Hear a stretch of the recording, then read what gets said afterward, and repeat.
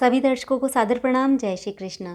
शास्त्र संगत चैनल पर आप सभी का हार्दिक स्वागत, अभिनंदन। दर्शकों, आज हम बात करेंगे कि कार्तिक महीने में क्या क्या दान किया जा सकता है, क्या आप त्याग सकते हैं, क्या क्या दान किया जा सकता है, दीप दान का क्या महत्व है और भूल कर भी एक काम नहीं करना है, इस बारे में बताऊंगी।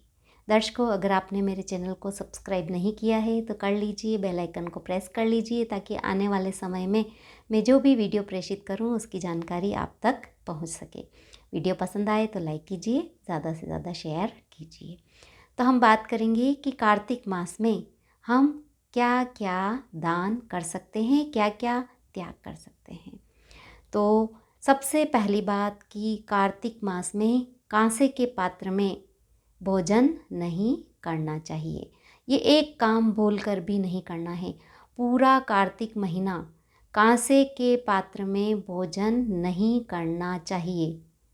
यह घोर पाप देता है। तो पूरे महीने कांसे के पात्र में अगर भोजन नहीं करेंगे और फिर महीना बीत जाने पर, महीना समाप्त होने पर आप कांसे के पात्र में घी भरकर किसी मंदिर में दान कर दीजिए। तो पहला दान, कांसे के पात्र में घी भरकर दान कर दीजिए।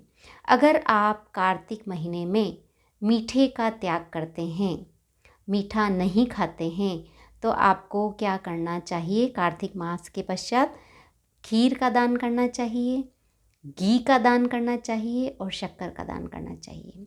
अगर आपने कार्तिक महीने में मीठे के सेवन का यह प्रण लिया है कि पूरे महीने में मीठा नहीं खाऊंगी या खाऊंगा, तो आपको खीर चढ़ानी है, उसके बाद उसका सेवन करना है। मतलब मीठे का सेवन दान करने के पश्चात करना है।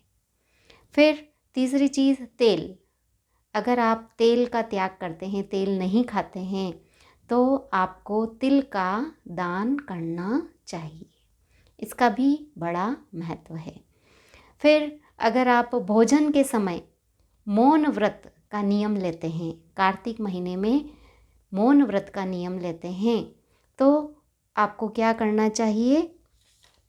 तिल, थोड़े से तिल, आधा किलो आपकी जो श्रद्धा हो, तिल और एक घंटी आपको मंदिर में दान करनी चाहिए। उसके बाद आप सोने का दान कर सकते हैं, उड़द का दान कर सकते हैं, कुष्मांड फल का दान कर सकते हैं। तो ये 3 चीज़ें आप कार्तिक महीने में दान कर सकते हैं। अगर आप फल का त्याग करते हैं कि पूरे महीने में फलाहार नहीं करूँगी या करूँगा, फल का अगर आप त्याग करते हैं तो फल का दान करने के पश्चात ही ग्रहण करना चाहिए। उसके बाद अगर आप रस का त्याग करते हैं तो रस का दान करके फिर मंदिर में दान करना चाहिए। अगर आप धान्य या अन्न का त्याग करते हैं तो अन्न का दान करना चाहिए। इसके बाद सर्वश्रेष्ठ गोदान है। कार्तिक मास में गोदान करते हैं तो इसका भी बड़ा ही फल मिलता है। तो गोदान आप कर सकते हैं कार्तिक महीने में। फिर दीपदान। आप कोई भी दान नहीं कर रहे हैं, सब दानों में सर्वश्रेष्ठ दान है दीपदान। आप नियम ले लीजिए कि भगवान विष्णु के मंदिर में प्रत्येक दिन सुबह शाम या एक समय आप दीपक करें। तुलसी क्यारे में आप दीपक कर सकते हैं। इस तरह दीपदान का बड़ा ही महत्व है।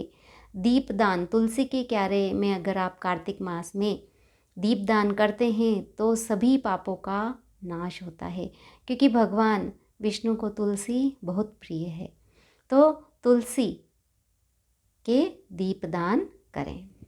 फिर उसके बाद आप आंवले का भी दान कर सकते हैं। आप एकादशी हो तो कार्तिक एकादशी पर आप भगवान जगदीश के मंदिर में, भगवान दामोदर के मंदिर में आंवले की माला बनाकर चढ़ा सकते हैं, या ब्राह्मण को आंवले का भी दान कर सकते हैं। इसका भी बड़ा महत्व है। आंवले के पेड़ के नीचे ब्राह्मणों को भोजन कराना भी श्रेष्ठ रहता है, इसके भी बहुत फल मिलते हैं।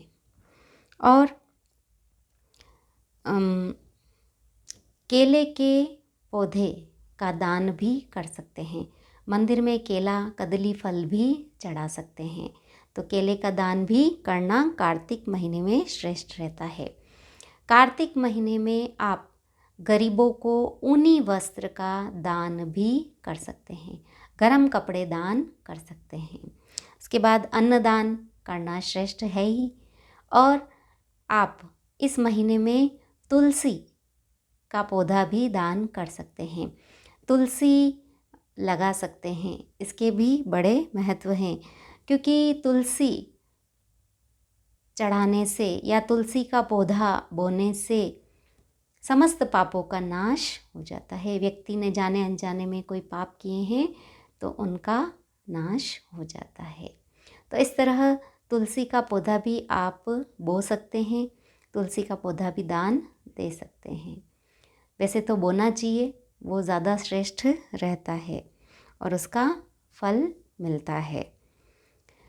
भगवान तुलसी को, तुलसी माता को, तुलसी को भगवान विष्णु के अर्पित करना भी श्रेष्ठ रहता है। कहते हैं कि तुलसी की मर्जरी अर्पित करने से मोतियों जितना फल मिलता है। तो दर्शकों, क्या क्या दान करना चाहिए और उसका क्या फल मिलता है, और कार्तिक महीने में जो दान करने की वस्तुएं हैं उनकी मैंने पूरी जानकारी दी। और भूल कर भी कौन सा काम नहीं करना है, तो वह यह है कि कांसे के पात्र में भोजन नहीं करना है, किसी का मन नहीं दुखाना है, गलत चीज़ों का सेवन नहीं करना है, किसी की निंदा नहीं करनी है। तो इस तरह ब्रह्मचर्य का पालन करना है। कई नियम है, वो मैं पूर्व के वीडियो में बता चुकी हूँ। यह वीडियो पसंद आए तो लाइक कीजिए, शेयर कीजिए। धन्यवाद। जय श्री कृष्ण।